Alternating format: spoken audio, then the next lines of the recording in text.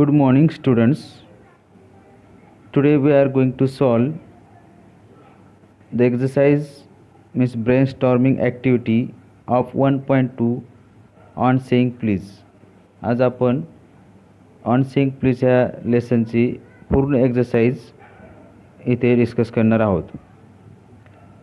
Question number A1, form groups and explain the following words with examples. You can take help of your teacher. आपल्याला खाली दिलेल्या शब्दाचे अर्थ काय discuss करून विथ एक्झाम्पल उदाहरणासही लिहायचे आहेत. तर पहिला शब्द आहे humility. Humility means being humble म्हणजे विनम्र. Being free from pride and arrogance, अहंकार किंवा उद्धट ह्यापासून फ्री असलेला, मुक्त असलेला म्हणजे humility. Okay, so it is said that गर्वाचे घर खाली असते. अभिमानी जो माणूस असतो तो ह्युमिलिटी नसतो. ह्युमिलिटी म्हणजे एक बीइंग हंबल, विनम्र माणूस. For example doctor APJ Abdul Kalam किती मोठे झाले तरी पण ते हमेशा कसे होते, खूप हंबल किंवा काइंड होते. हे एक्झाम्पल तुम्ही देऊ शकता. दुसरा शब्द आहे सेल्फ इस्टीम. नाव self esteem means self respect और confidence in one's own ability. आपल्याला स्वतःचा आत्मविश्वास असतो, त्याला आपण सेल्फ इस्टीम म्हणू शकतो. तर example being self respectful leads to achieve success. जर आपण स्वतःवर विश्वास ठेवला, स्वतः आत्मविश्वास जर असला तर आपण काय होऊ शकतो, सक्सेसफुल, यशस्वी होऊ शकतो. तिसरा आहे ग्रॅटिट्यूड. ग्रॅटिट्यूड म्हणजे थँकफुलनेस म्हणजे कृतज्ञता. ओके, ज्याचा आपण एखाद्याचे उपकार मानतो, एखाद्याला आभार मानतो, त्याला आपण ग्रॅटिट्यूड म्हणतो. We are always thankful to the god for giving us life of human being. आपल्याला मानवी जीवनाचा मानवाचा जन्म दिला त्यासाठी आपण देवाला हमेशा कसा असतो, ग्रॅटिट्यूड असतो म्हणजे थँकफुल असतो. कर्टसी. आता तुम्ही लेसनमध्ये बऱ्याचदा हा शब्द आला. कर्टसी म्हणजे शिष्टाचार. Good manners and polite behaviour. एखाद्याचे एकदम चांगलं वर्तन, व्यवहार, विनम्रता, त्याला आपण कर्टसी म्हणतो, शिष्टाचार. For example one tries to be kind towards other creates and good impression. एखादा माणूस इतराशी चांगलं वागतो आणि इतरावर इम्प्रेशन करू शकतो, प्रभाव टाकू शकतो, एकदम चांगलं कर्टसी, शिष्टाचाराने वागून. जनरॉसिटी म्हणजे kindness, broad mind, big heart, selfless म्हणजे दयाळूपणा, मोठे मन असणारा.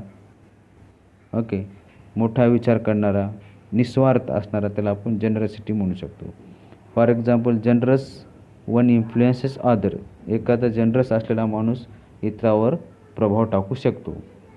सिम्पथी अँड इम्पथी ह्या दोन शब्दाचा अर्थ लक्षात घ्या. Sympathy and empathy. Sympathy means feeling pity. एखाद्याविषयी आपल्याला हेवा वाटणे, दया येणे, त्याला आपण सिम्पथी. एखादा गरीब माणूस असेल आणि त्याला खायला मिळत नसेल, ते पाहून आपल्याला काय वाटतं, त्याच्याबद्दल खूप हेवा वाटतो, त्याला आपण सिम्पथी म्हणतो.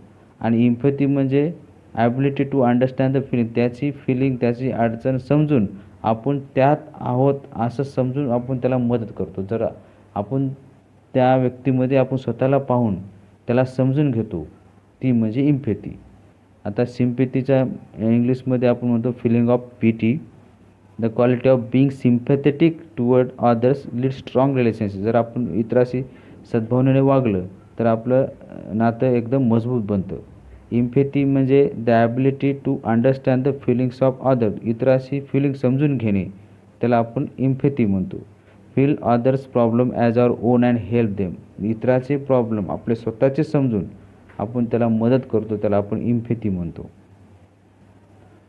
सेकंड आहे have a group discussion on the topic the need of soft skills at work place. Use the following point. आता हा क्वेश्चन असा आहे की हे पण डिस्कस करण्यासाठी आहे तुम्हाला की the need of soft skill. आपल्याला सॉफ्ट स्किलचे महत्त्व काय गरज आहे एका वर्किंग प्लेसमध्ये. आपण ज्या ठिकाणी ऑफिसमध्ये काम करतो किंवा इतर क्षेत्रामध्ये काम करतो हे सॉफ्ट स्किल म्हणजे आपली जे बोलण्याची मॅनर्स किंवा वागण्याचे मॅनर्स किंवा चालण्याचे, बॉडी लँग्वेज हे सगळं आपण सॉफ्ट स्किलमध्ये करतो.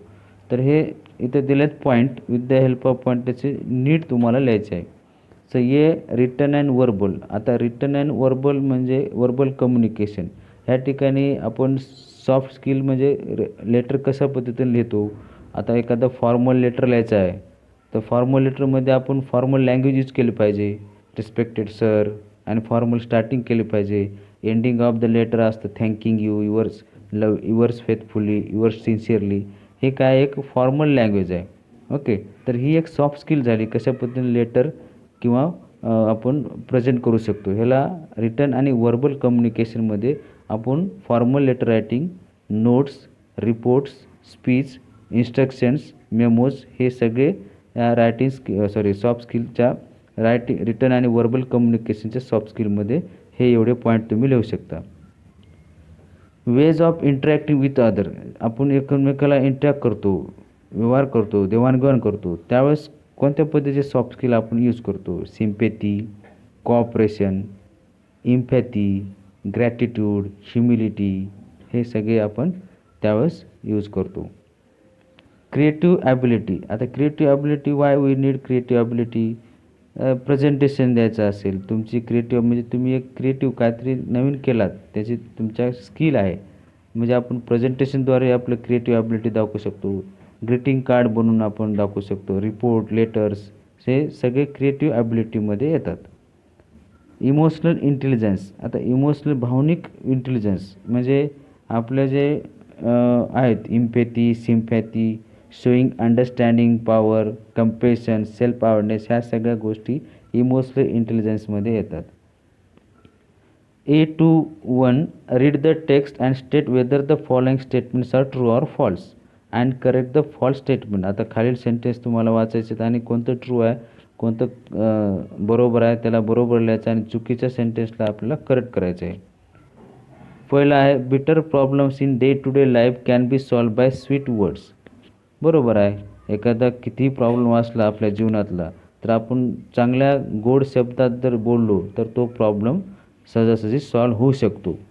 सेकंड आहे great wars could have been avoided by little courtesy. किती मोठे युद्ध झाले तर हे युद्ध आपण अवॉइड केले पाहिजे, टाळले पाहिजे योग्य शिष्टाचाराने. हे पण सत्य आहे, हे पण ट्रू आहे. Observance of etiquette in normal situation is important but more important is their observance when the situation is adverse. आता आपण इटिकेट जे आपण शिष्टाचार आपण नॉर्मल सिच्युएशनमध्ये खूप महत्त्वाचा असतो, परंतु तो अतिशय महत्त्वाचा कधी असतो ज्यावेळेस आपण एखादी सिच्युएशन असते ॲडवर्स सिच्युएशन, त्यावेळेस तो अतिशय योग्य प्रकारे आपण आपला शिष्टाचार दाखवला पाहिजे. हे पण स्टेटमेंट बरोबर आहे. The number words like please and thank you help us in making our passage through life uneasy. आता हे प्लीज आणि थँक्यू हे जे शब्द आहेत आपल्याला लाईफमध्ये अनइझी करतात, हे चुकीचं आहे. कारण words like please and thank you help us in making our passage through the life. ह्या पॅसेजमधून जे दिलेलं आहे, या पॅसेजमध्ये लेखकाच्या पॅसेजमधून प्लीज आणि थँक्यू हे शब्द आपल्याला लाईफ कसे कम्फर्टेबल करतात असं सांगितलं आहे. आणि ते दिले अनइझी, ते अनइझी शब्द काढून तुम्हाला इझी लिहायचे. E number the law permits anybody to use violence if another person is discourteous. जर दुसरा पर्सन जर डिस्कर्ट्स असला तर तुम्हाला तुमचा कायदा व्हायलन्स करायला किंवा हिंसा करायला परमिशन देतो का? नाही. म्हणजे कायदा तुम्हाला असं कोणतेही कार्य करायला सांगत नाही जर तुमच्यासमोर एखादा माणूस गैरवर्तन करत असेल तर. म्हणजे त्याला हाणामारी किंवा करू शकत नाही, त्याला इजा पोहोचू शकत नाहीत. This is false statement. खरं ट्रू स्टेटमेंट आहे the law does not permit anybody to use violence if another person is डिस्कर्टियस.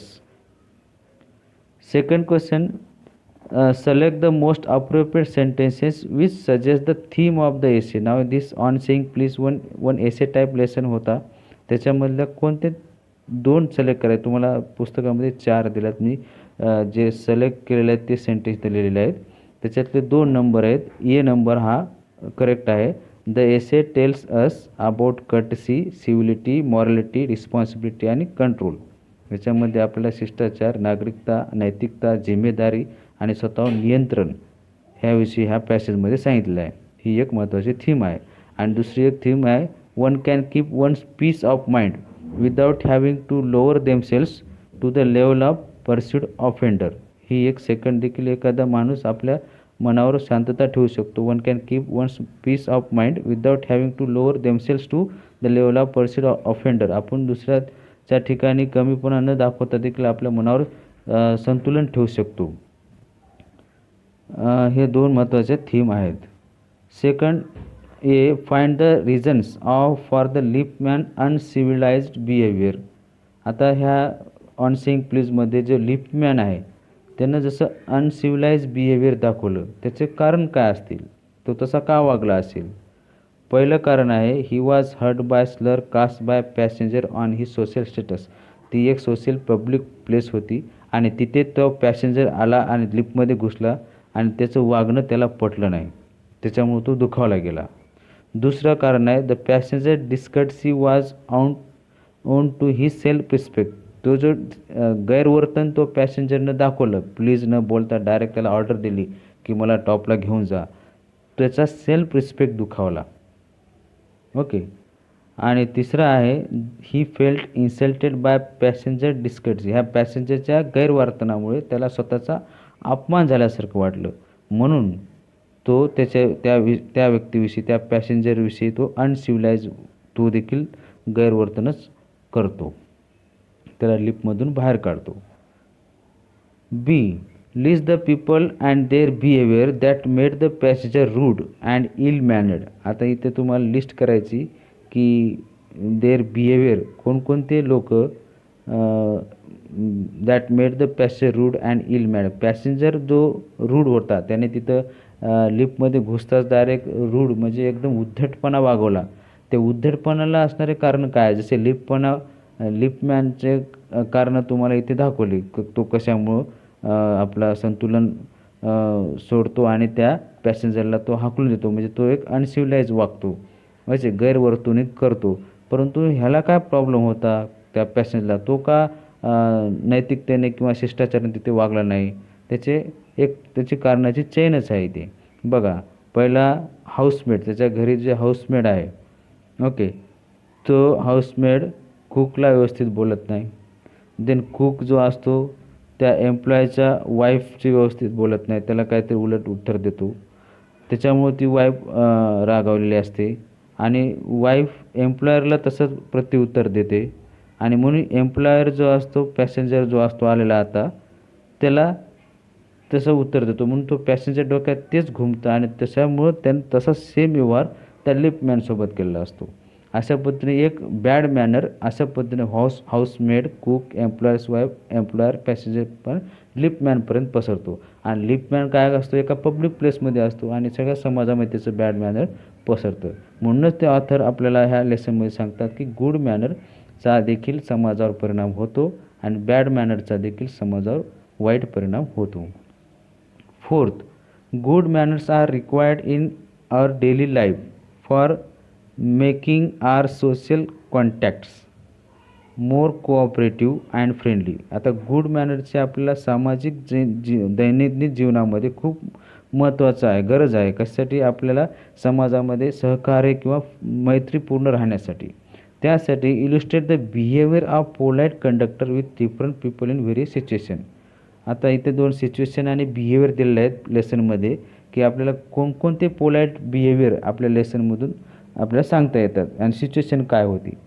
बघा, इथं पहिली सिच्युएशन होती, the writer sensitive too was tramped on. ज्यावेळेस रायटर बसमध्ये जातो आणि ते एका सीटवर बसतो न्यूजपेपर वाचत, त्यावेळेस तोच कंडक्टर आता गर्दीमधून जाताना त्याचा कंडक्टरचा पाय त्या रायटरच्या पायावर पडतो, त्याचे पायाचे बोटं त्या बुटाखाली चिरडून जातात. तर ही एक सिच्युएशन आहे. त्यावेळेस कंडक्टर त्याला काय म्हणतो, रिप्लाय काय देतो, तर कंडक्टरचं बिहेवियर असतं, conductor said sorry with an apology and courtesy. तो त्याला माफी मागतो, हो सॉरी चुकून पाय लागला. म्हणजे हे बिहेवियर एक पोलाईट बिहेवियर आहे की जे आपल्याला सोसायटीमध्ये राहताना अशा पद्धतीचं उत्तर जर पाहिलं तर आपण फ्रेंडली राहू शकतो. इथं जर त्याने भांडण केले असते अरे तुझा पाय लागला, मग मी काय करू, मी बघितलं नव्हतं, तुझा पाय होता, तुला नीट बसता येता का, म्हणजे हे भांडण वाढलं असतं आणि सोसायटीमध्ये परत ते हे हिंसा झाली असती. म्हणून हे टाळण्यासाठी आपल्याला सहकार्यात्मक किंवा मैत्रीपूर्ण सोसायटी तयार करण्यासाठी अशा प्रकारचे बिहेवियर असलं पाहिजे. सेकंड आहे the rainy season dealing with the people. ज्यावेळेस पाऊस पडतो त्यावेळेस काय बिहेवियर असतं कंडक्टरचं. He would run up the stairs to give someone the tip that there was a room inside. तो खाली यायचा आणि त्या लोकांना सांगायचं की बा पावसात भिजू नका, तिकडे एखादी रूम असेल तिथे जाऊन तुम्ही बसा. हे एक त्यानं चांगलं काम करायचं. Dealing with people, old people. ज्यावेळेस हा कंडक्टर बसमध्ये वृद्ध लोक यायचे त्यावेळेस तो कसा वागायचा. He was considered as a son. तो त्यांचा मुलगा असल्यासारखं व्यवहार करायचा. Dealing with children. तो मुलाशी कसा वागायचा. He was a solicitous as a father. तो त्या मुलांचा एक वडिलासारखं व्यवहार करायचा मुलांसोबत. Dealing with young people. Young पीपलमध्ये मजा he has always indulge in some merries just with them. त्यांच्या हॅपीनेस, त्यांच्या आनंदामध्ये तो सहभाग करायचा. अशा पद्धतीचं त्याचं बिहेवियर होतं. आणि डिलिंग विथ ब्लाइंड मॅन. एखादा ब्लाइंड मॅन असला तो कंडक्टर काय करायचा. He set him down safely on the pavement and then took him wherever he wanted to go. तो स्वतः खाली यायचा, त्या ब्लाइंड मॅनला, अंध माणसाला फुटपाथवर घेऊन जायचा आणि जिथं त्याला जायचं तिथपर्यंत तो सोडून यायचा. After telling the driver to wait for while. आणि ड्रायव्हरला, बस ड्रायव्हरला सांगतो होता की तू थांब थोडं, मी यांना सोडून येतो. तो स्वतः सोडून यायचा आणि परत बसमध्ये यायचा आणि बस चालू करायची. म्हणजे हे बिहेवियर ह्या सिच्युएशनमध्ये होते. 5 क्वेश्चन आहे. Discuss the and write the impact of good temper and kindness on the society in the light of good mannered conductor. आता discuss and write impact of good temper. चांगल्या वागण्याचा आणि दयाळूपणाचा सोसायटीवर कशा पद्धतीने परिणाम होतो. एक उदाहरण घेऊन, गुड मॅनर कंडक्टरचं उदाहरण घेऊन कशा पद्धतीने चांगले स्वभावाची माणसं समाजामध्ये त्यांचं इम्प्रेशन, प्रभाव ऑटोमॅटिक पसरतो. आन्सर आहे the conductor of bus was kind hearted to everyone. तो सगळ्यासाठी चांगला होता, त्याचं मन सगळ्यासाठी दयाळ होतं. ओके. आणि this spread to his passenger. आणि ह्याच सगळ्या पॅसेंजरला माहीत झालं की हा कंडक्टर चांगला आहे, हा कंडक्टर चांगला आहे. And they too become kind and good human. ते देखील त्या कंडक्टरसोबत तसेच वागायचे जसं हा वागायचा चांगलपणाने. They would naturally pass on this feeling after getting off the बस.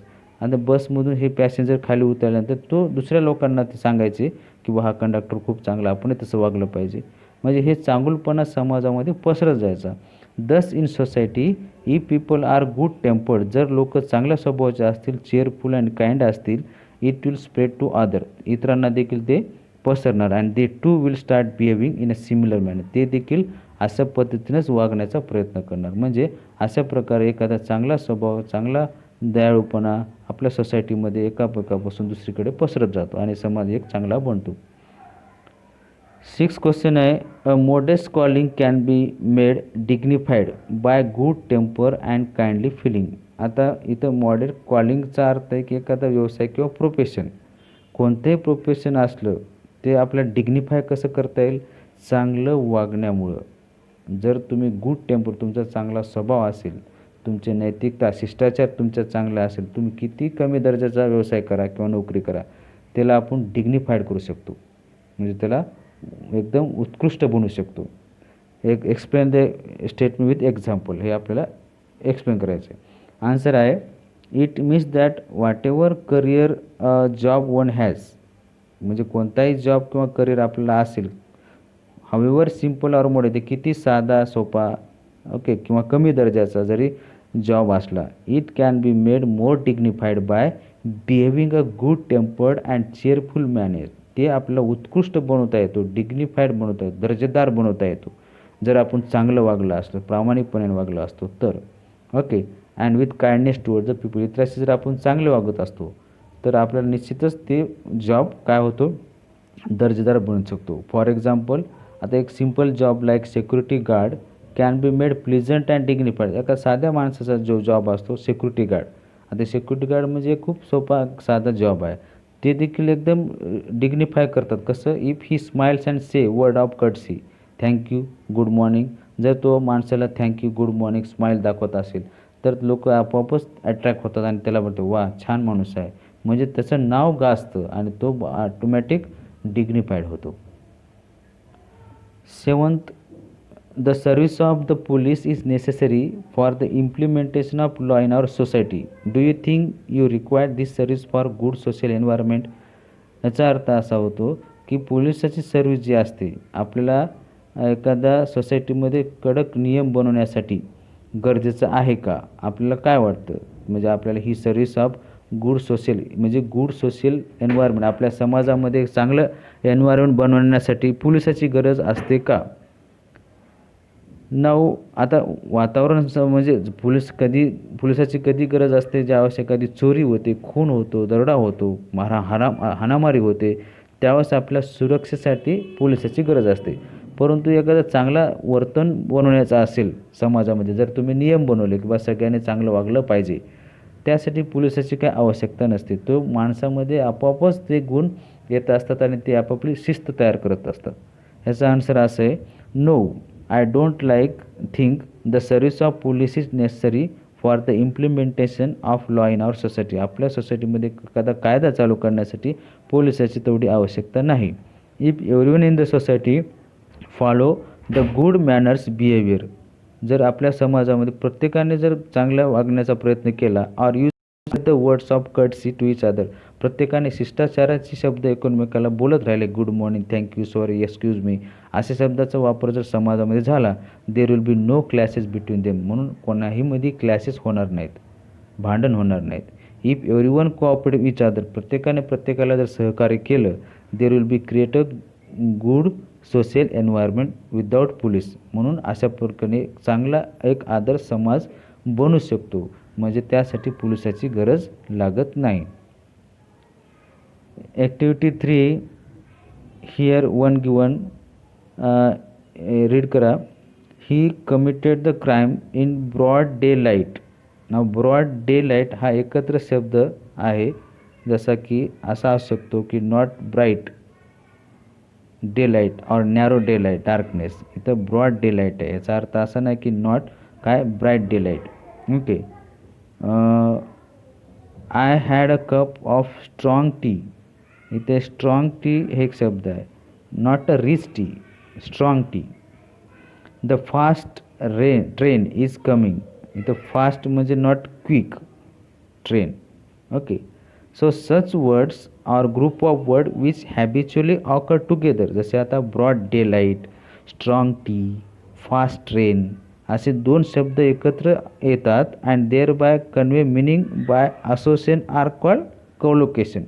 जे दोन शब्द एकत्र येऊन एक दुसराच अर्थ तयार करून देतात, त्या दोन शब्दाच्या जोडीला कोलोकेशन असे म्हणतात. कोलोकेशन असे म्हणतात. It means a collocation is a combination of words in language that often go together. जे शब्द एकत्र येतात हमेशा इंग्लिशमध्ये, ओके, त्याला कोलोकेशन असे म्हणतात.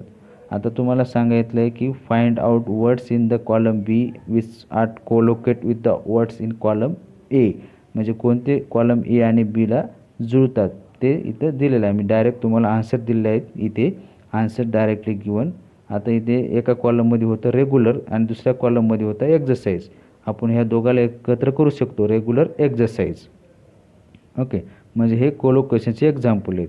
मिड डे मील, की कन्सेप्ट, की वेगळा शब्द आहे आणि कन्सेप्ट वेगळा, त्याचा एक होतो की कन्सेप्ट. फास्ट फूड, फास्ट वेगळा शब्द आहे आणि फूड वेगळा शब्द आहे. फास्ट फूड एकत्र आल्यानंतर फास्ट फूड शब्द तयार होतो. Try hard, richly decorated, free time, traffic jam, social justice, wild animal. हे मॅच करून तुम्हाला दिलेले आहेत. हे सगळे कोलोकेशनचे उदाहरण आहेत. B, learning collocation is essential for making your English sound fluent and natural. असा कोलोकेशन जर आपण शिकलो तर आपली इंग्लिशवर चांगला प्रभाव होतो, फ्लुएंट इंग्लिश बनू शकते. त्यासाठी तुम्हाला अजून एक्झरसाईज दिली activity, make collocation and use in your own sentence. तर एका वेबमध्ये फक्त बिग हा शब्द दिला आहे पुस्तकामध्ये आणि दुसरीकडे वेल दिला आहे. मग ते बिगला मॅच होणारे सगळे कोलोकेशन तुम्हाला लिहायचे. बिगला कोणकोणते शब्द कनेक्ट केल्यानंतर कोलोकेशन तयार होतो. Big mistake, big surprise, big welcome, big meal, big deal, big challenge, big news, big shock. इतर शब्द देखील तुम्ही ॲड केल्यानंतर ते एक शब्द बनतो, म्हणून त्याला आपण कोलोकेशन म्हणू शकतो. तसंच दुसऱ्या वेबमध्ये दिला आहे वेल शब्द. वेल आपण त्याला जर हा शब्द अटॅच केला, वेल ड्रेस हा एक कोलोकेशन बनतो. वेल मिंट, वेल स्टॉक्ड, वेल प्लीज्ड, वेल क्वालिफाईड, वेल डन, वेल कुक्ड, वेल टेकन. ओके, अशा पद्धतीने हे शब्द तयार केले आहेत. ब्लॉगची लिंक देतो तुम्हाला ते माझ्या व्हिडिओखाली, तिथं तुम्ही क्लिक करून पूर्ण आन्सर ॲज इट इज तुम्ही लिहू शकता. Try to use in your ones हे देखील तुम्हाला तुमच्या सेंटेन्समध्ये यूज करायचे. वेल डन फॉर एक्झाम्पल, वा ग्रेट, वेल डन. ओके, असे तुम्ही शब्द किंवा हे आपल्या वाक्यामध्ये यूज करायचे. Second, sometime while using a word in a sentence we have to change its word class. ज्यावेळेस एखादा शब्द आपण वाक्यामध्ये उपयोग करतो त्यावेळेस त्याचा आपल्याला वर्ड क्लास चेंज करायचा असतो. म्हणजे जसा तसा शब्द आपण यूज करत नाही, टेन्सद्वारे किंवा त्याच्या वर्ड फॉर्ममुळे आपण चेंज करतो. एखादा वर्तमान काळाचं सेंटेन्स असेल तर ते वर्तमान काळात लिहितो. एखादा भूतकाळाचं असेल तेच शब्द आपण त्याचा फॉर्म चेंज करून पास्टमध्ये लिहितो. किंवा नाऊन, ॲडजेक्टिव्ह, ॲडव्हर्ब देखील आपल्याला बदलावा लागतो. तो we can make several more word from root word. एखादा रूट वर्ड असतो मूळ शब्दापासून आपण इतर शब्द भरपूर बनवू शकतो. So we can make several new word from the root word. तर कसे, आता इथं ब्रॅकेटमध्ये शब्द दिले आहेत तुम्हाला, ते तुम्हाला सेंटेन्समध्ये योग्य पद्धतीने लिहायचे आहेत. इथं for example, I ask Sumit to sharpen my pencil for me. This is the word sharp. आता शार्प हा रूट वर्ड आहे, मूळ शब्द आहे, तर त्याचा वर्ब इथे बनवून शार्पन लिहितो. शार्पचा वर्ब काय? शार्पन. तो I ask Sumit to sharpen my pencil for me. अशा पद्धतीने इथं आन्सर तुम्हाला डायरेक्ट तिथे लिहून दिलेले आहेत, तरी पण मी एक्सप्लेन करतो. आता सेंटेन्समध्ये हे क्रंच हा शब्द आहे, हा मूळ शब्द आहे. क्रंच सेंटेन्समध्ये ह्या कशा पद्धतीने येतो? Leena was sitting a very crunchy, eating a very crunchy apple and obviously enjoying it. नाव हा क्रंच हा मूळ शब्द होता आणि ते त्याला वाय ॲड करून आपण त्याचं ॲडजेक्टिव्ह बनवलं, ते विशेषण बनलं ॲपलचं. Okay, Leena was eating a crunchy apple. दुसरा कलर हा शब्द आहे, मूळ शब्द.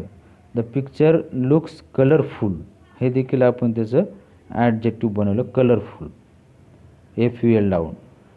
So I am afraid that your behaviour is just not acceptable. मूळ शब्द आहे ॲक्सेप्ट आणि त्याला ABL लावल्यानंतर काय होतं? Acceptable.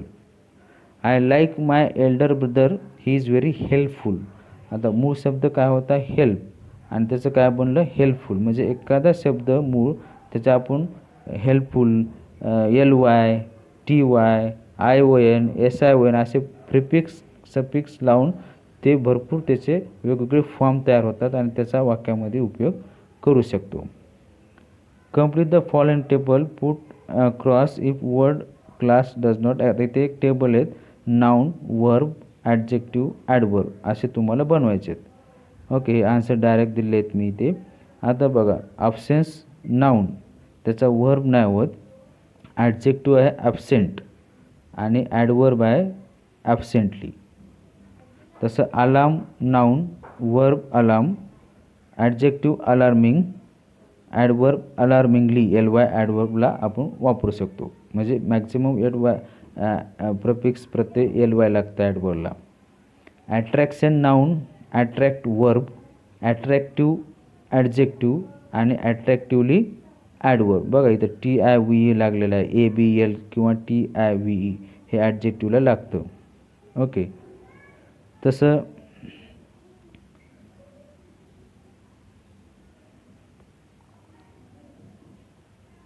One minute. Ability noun, able verb, enable verb. हे एबलला EN लावतो आपण वर्क करताना, इनेबल, आणि able adjective, ably adverb. Admiration noun, admire verb, admirable adjective, admirably adverb. Agreement noun, agree verb, agreeable adjective, agreeably adverb. Application noun apply verb applicable adjective adverb नाही. Avoidance noun avoid verb avoidable adjective avoidably adverb. Difference noun differ verb different adjective and differently adverb. लक्षात घ्या, आपण जेव्हा adverb तयार करतो तेव्हा L Y लावायचा असतो ॲडवर्बला आणि ॲडजेक्टिव्हला A B L E T I V असे प्रत्यय लावायचे असतात.